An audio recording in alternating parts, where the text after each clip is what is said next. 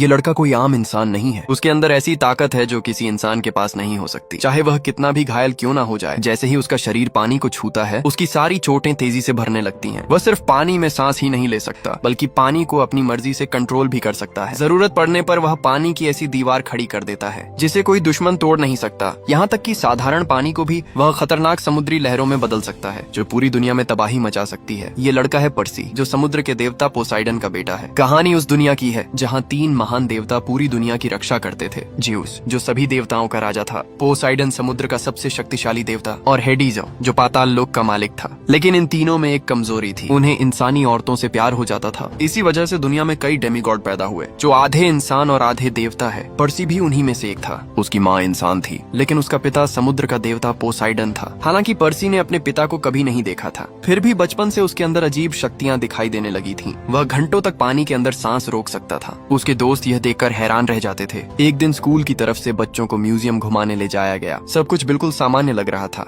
लेकिन तभी उसकी टीचर ने उसे अकेले एक कमरे में बुलाया। पर्सी धीरे धीरे उसके पीछे अंदर चला गया। उसे बिल्कुल अंदाजा नहीं था कि उसकी जिंदगी अब हमेशा के लिए बदलने वाली है। जैसे ही वह कमरे में पहुंचा, उसकी टीचर अचानक एक खतरनाक राक्षसी देवी में बदल गई। वह ऊंची शेल्फ पर चढ़ गई और अपने नुकीले दांत और पंजे दिखाते हुए बोली, तुमने ज्यूस का बिजली वाला हथियार चुराया है, वो कहाँ है? पर्सी घबरा गया। उसे समझ ही नहीं आया कि वह क्या कह रही है। वह पर्सी पर अटैक करती है। वह बार बार कहता है कि उसने कुछ नहीं चुराया, लेकिन तभी म्यूजियम का क्यूरेटर वहाँ आ गया, जो असल में पर्सी का रक्षक होता है। उसने उस राक्षसी देवी को धमकाते हुए कहा, अगर तुमने इन्हें नुकसान पहुँचाया तो मैं तुम्हें खत्म कर दूंगा। यह सुनते ही वह देवी वहाँ से भाग गई। इसके बाद पर्सी को सच्चाई का पता चलता है। असल में कुछ दिन पहले ज्यूस का सबसे ताकतवर हथियार चोरी हो गया था और किसी ने इल्जाम पर्सी पर लगा दिया था। ज्यूस को यकीन था कि ये काम पोसाइडन के बेटे ने किया है। उसने गुस्से में पोसाइडन को धमकी दी, अगर 14 दिनों के अंदर हथियार वापस नहीं मिला तो देवताओं के बीच भयानक युद्ध शुरू हो जाएगा। पोसाइडन अपने बेटे को बचाना चाहता था, इसलिए उसने पर्सी की सुरक्षा के लिए रक्षक भेजे थे। पर्सी अब खतरे में था, क्योंकि उसकी असली पहचान सबके सामने आ चुकी थी।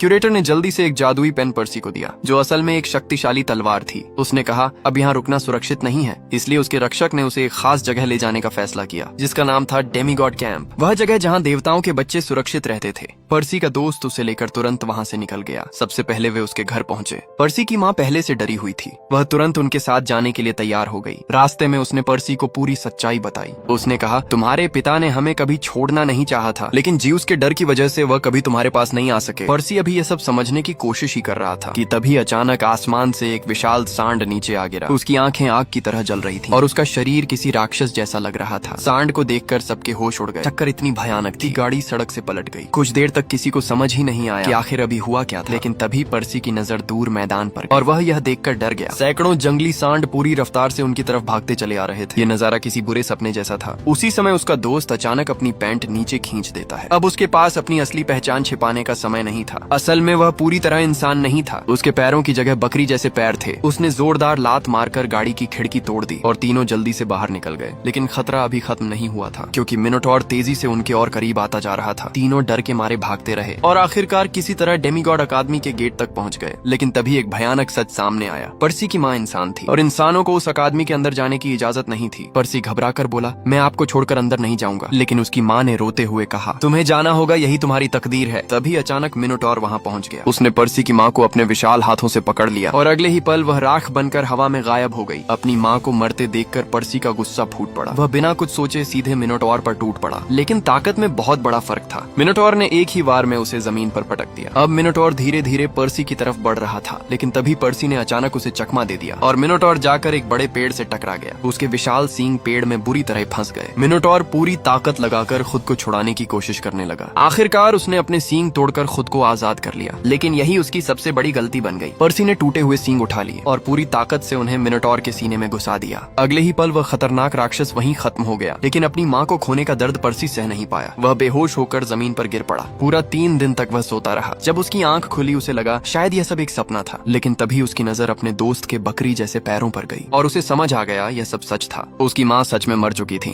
कुछ समय बाद अपने दुख को दिल में दबाकर पर्सी ने एक बड़ा फैसला लिया। वह ज्यूस से न्याय मांगने वाला था, लेकिन उससे पहले उसे डेमीगॉड अकादमी में ट्रेनिंग लेनी थी, क्योंकि अब सिर्फ ताकत ही उसे सच तक पहुंचा सकती थी। अकादमी में रहते हुए पर्सी की मुलाकात एक खूबसूरत लड़की से हुई। उसका नाम था एना। वह युद्ध की देवी एथेना की बेटी थी। पर्सी उसे देखते ही पसंद करने लगा। लेकिन एना बाकी लड़कियों जैसी नहीं थी। वह बेहद तेज और खतरनाक फाइटर थी। एक दिन ट्रेनिंग के दौरान इंसान दोनों आमने सामने आ गए। शुरुआत में मुकाबला बराबरी का लग रहा था, लेकिन कुछ ही सेकंड में एना ने पर्सी की हालत खराब कर दी। सब लोग उसका मजाक उड़ाने लगे। तभी अचानक पर्सी को एक अजीब आवाज सुनाई दी, पानी में जाओ, पानी तुम्हें ताकत देगा। पर्सी धीरे धीरे पानी के पास गया और अपना हाथ उसमें डाल दिया। जैसे ही पानी उसके शरीर को छुआ, उसके सारे घाव तेजी से भरने लगे। उसे महसूस हुआ उसके अंदर अचानक नई ताकत आ गई है। अब पर्सी पूरी तरह बदल चुका था। वह दोबारा उठा और आसानी से अपने सारे विरोधियों को हरा दिया। यह देखकर सब लोग हैरान रह गए, यहाँ तक कि एना भी पहली बार उससे प्रभावित हुई। धीरे धीरे दोनों के बीच दोस्ती बढ़ने लगी। लेकिन उसी रात जब पूरा कैंप जीत का जश्न मना रहा था, अचानक शांत जलती आग भड़क उठी। आग के बीच से एक खतरनाक राक्षस बाहर निकला। वह था अंडरवर्ल्ड का राजा हेडीज। उसकी मौजूदगी से पूरा माहौल डरावना हो गया। हेडीज ने सीधे पर्सी की तरफ देखा और कहा, तुम्हारी माँ अभी जिंदा है। ये सुनते ही पर्सी चौंक गया। फिर हेडीज उससे कहता है, अगर तुम ज्यूस का बिजली वाला हथियार मुझे लाकर दे दो तो मैं तुम्हारी माँ को वापस लौटा दूंगा। हालांकि पर्सी को ज्यूस का हथियार कहाँ है इस बारे में कुछ भी नहीं पता था, लेकिन अपनी माँ को बचाने के लिए उसे हर हाल में अंडरवर्ल्ड जाना ही था। उस रात जब पूरा कैंप सो रहा था, पर्सी चुपचाप अकेले निकलने लगा।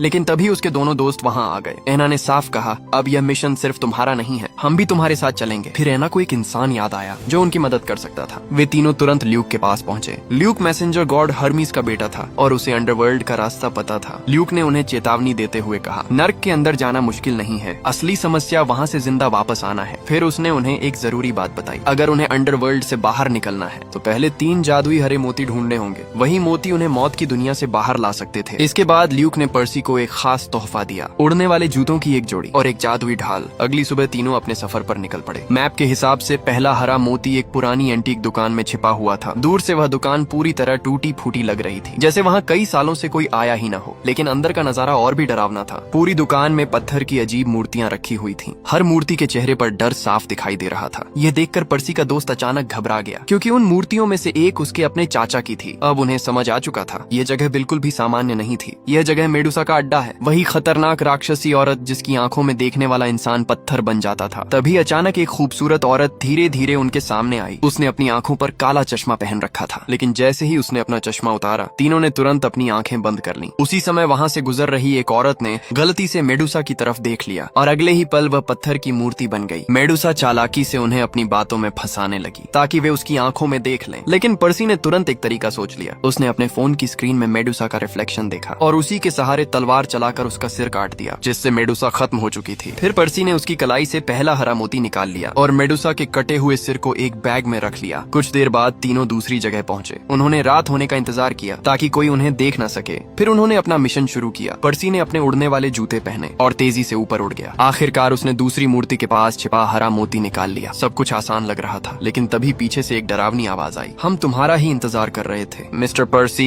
तीनों ने मुड़कर देखा, वहाँ एक अजीब केयरटेकर खड़ा था। उसने कहा, बस हमें ज्यूस का बिजली वाला हथियार दे दो, फिर तुम लोग यहाँ से जा सकते हो। पर्सी गुस्से में बोला कि मेरे पास कोई हथियार नहीं है। लेकिन अगले ही पल केयरटेकर का शरीर बदलने लगा और देखते ही देखते वह एक विशाल 9 सिर वाले ड्रैगन में बदल गया, जिसका नाम हाइड्रा था। ये देखकर तीनों डरकर भागने लगे। पर्सी ने अपनी जादुई ढाल निकालकर हमला करने की कोशिश की, लेकिन हाइड्रा की आग इतनी खतरनाक थी कि उसकी ढाल तक जलने लगी। पर्सी बुरी तरह फंस चुका था। तभी उसकी नजर पास के पानी पर पड़ी। अचानक उसके दिमाग में एक आइडिया आया। उसने अपनी ताकत से पानी को कंट्रोल किया और एक विशाल पानी का हमला तैयार कर दिया। कुछ पल के लिए हाइड्रा पीछे हट गया, लेकिन वह समुद्र का साधारण सांप नहीं था। उसने जल्दी ही पानी की ताकत तोड़ दी। स्थिति फिर से खतरनाक हो गई। तभी सही समय पर पर्सी के दोस्त ने मेडुसा का कटा हुआ सिर निकाल लिया। जैसे ही हाइड्रा ने उसकी आंखों में देखा, वह धीरे धीरे पत्थर में बदल गया। कुछ ही सेकंड में वह एक विशाल पत्थर की मूर्ति बन चुका था। तीनों ने राहत की सांस ली, लेकिन उन्हें पता था कि असली खतरा अभी बाकी है। वे तुरंत अगली जगह के लिए निकल पड़े। मैप के हिसाब से तीसरा हरा मोती लास वेगास में था। जैसे ही वे वहाँ पहुँचे, एक वेटर मुस्कुराते हुए उनके पास आया। वह उन्हें एक शानदार होटल और कैसीनो के अंदर ले गया। फिर उसने कहा, आज स्पेशल गेस्ट के लिए सब कुछ फ्री है, और मुफ्त में स्वादिष्ट पेस्ट्री खाने को दी। तीनों बिना सोचे समझे उसे खा लेते हैं, लेकिन उन्हें नहीं पता था कि यह एक चाल है। कुछ ही देर में उनका दिमाग सुन्न होने लगा। वे अपना मिशन तक भूल गए। अब वे बस कैसीनो में मजे कर रहे थे, जैसे उन्हें किसी चीज की परवाह ही न हो। तभी अचानक पर्सी को फिर वही रहस्यमयी आवाज सुनाई दी, फूल मत खाओ, ये जगह तुम्हें हमेशा के लिए कैदी बना देगी। ये सुनते ही पर्सी को होश आ गया। उसने तुरंत एना और अपने दोस्त को जगाया। तीनों को समझ आ गया कि यह जगह लोगों को हमेशा के लिए फंसा कर रखती है। वे जल्दी जल्दी तीसरा हरा मोती ढूंढने लगे। आखिरकार उन्हें वह मोती मिल गया, लेकिन तभी कैसीनो का स्टाफ उनके पीछे पड़ गया। बिना समय गंवाए पर्सी ने बाहर खड़ी एक सुपरकार चुरा ली और तीनों पूरी रफ्तार से वहाँ से भाग निकले। अब उनका अगला पड़ाव था अंडरवर्ल्ड का दरवाजा। सुपरकार की वजह से जो सफर 8 घंटे का था, वे उसे सिर्फ 3 घंटे में पूरा कर लेते हैं। कुछ देर बाद उन्हें अंडरवर्ल्ड का रास्ता मिल जाता है। वह जगह जगह बेहद डरावनी थी। चारों तरफ अंधेरा, आग और चीखों की आवाजें गूंज रही थीं। अंदर जाने के लिए उन्हें वहाँ के रखवाले को रिश्वत देनी पड़ती है। फिर वे आगे बढ़ते हैं और आखिरकार अंडरवर्ल्ड के राजा हेडीज तक पहुँच जाते हैं। हेडीज मुस्कुराते हुए पर्सी को अपने पास बुलाता है। वह बड़े आराम से कहता है, अब मुझे ज्यूस का बिजली वाला हथियार दे दो, क्योंकि अगर उसके हाथ वह हथियार लग गया तो वह आसानी से ज्यूस को हरा सकता था और फिर पूरे माउंट ओलंपस पर कब्जा कर सकता था। हेडीज इस अंधेरी दुनिया से तंग आ चुका था। वह देवताओं का राजा बनना चाहता था, लेकिन पर्सी ने साफ कह दिया, मैंने कोई हथियार नहीं चुराया। ये सुनते ही हेडीज गुस्से से भर गया। तभी उसने एक सोल बॉक्स खोला और उसके अंदर से धीरे धीरे पर्सी की माँ दिखाई देने लगी। उसे देखकर पर्सी भावुक हो गया और तुरंत उसकी तरफ दौड़ पड़ा। लेकिन तभी हेडीज की नजर पर्सी की ढाल पर पड़ी और उसी ढाल के अंदर छिपा हुआ था ज्यूस का बिजली वाला हथियार। अब पर्सी भी समझ गया कि उसे फंसाया गया था। असल में यह सब ल्यूक की साजिश थी, वही ल्यूक जिसने उन्हें रास्ता दिखाया था। वह देवताओं से नफरत करता था और चाहता था कि देवताओं के बीच युद्ध शुरू हो जाए ताकि सब एक दूसरे को खत्म कर दें। लेकिन हेडीज को इस सच्चाई का बिल्कुल पता नहीं था। अब जब उसे हथियार मिल चुका था, वह उन सबको नरक के सबसे खतरनाक हिस्से में फेंकने वाला था। तभी अचानक पर्सी के दोस्त ने मौका देखकर बिजली वाला हथियार छीन लिया और सीधे हेडीज पर हमला कर दिया। हेडीज जोरदार धमाके के साथ पीछे जा गिरा। असल में पर्सी का दोस्त भी हेडीज की क्रूरता से परेशान था। उसे पता था कि अगर देवताओं के बीच युद्ध हुआ तो पूरी दुनिया तबाह हो जाएगी, इसलिए उसने हथियार वापस पर्सी को दे दिया और कहा कि जल्दी जाओ और ज्यूस को रोको, वरना पूरी दुनिया तबाह हो जाएगी। तभी उन्हें एक और बड़ी समस्या का एहसास हुआ। अब वहाँ 4 लोग थे, पर्सी और उसकी माँ, एना